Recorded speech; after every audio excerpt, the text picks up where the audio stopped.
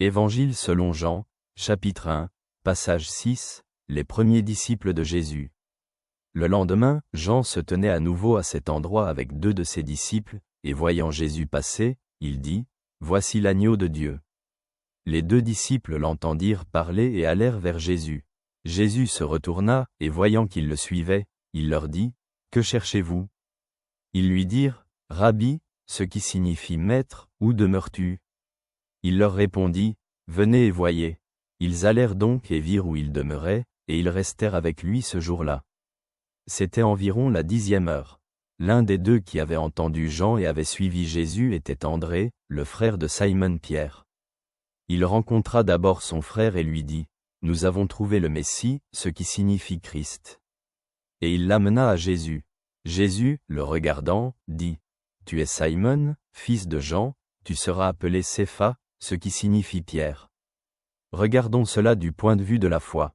Dans ce passage de l'Évangile selon Jean, nous voyons le début de l'appel des premiers disciples de Jésus.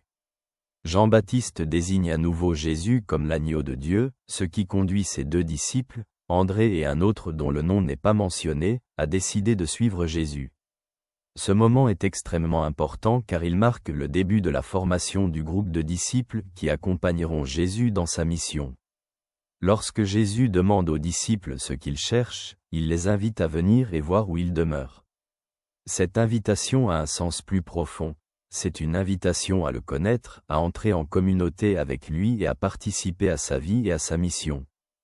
Pour les disciples, ce fut une expérience qui a changé leur vie. André, l'un des 2 disciples, partage immédiatement sa joie avec son frère, Simon-Pierre, en disant « Nous avons trouvé le Messie ». Ce témoignage enthousiaste conduit à la rencontre de Simon avec Jésus, qui lui donne un nouveau nom, Cépha, ce qui signifie Pierre. Ce nom signifie « rocher » et annonce le futur rôle de Pierre comme fondement de l'Église. Cette scène montre comment le témoignage d'une personne peut conduire à la rencontre avec Jésus et transformer la vie des autres. Elle rappelle aux croyants contemporains la puissance du témoignage personnel et le rôle que chacun de nous peut jouer pour amener d'autres à Christ.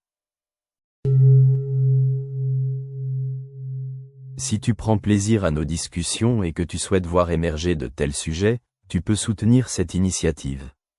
Détails dans la description.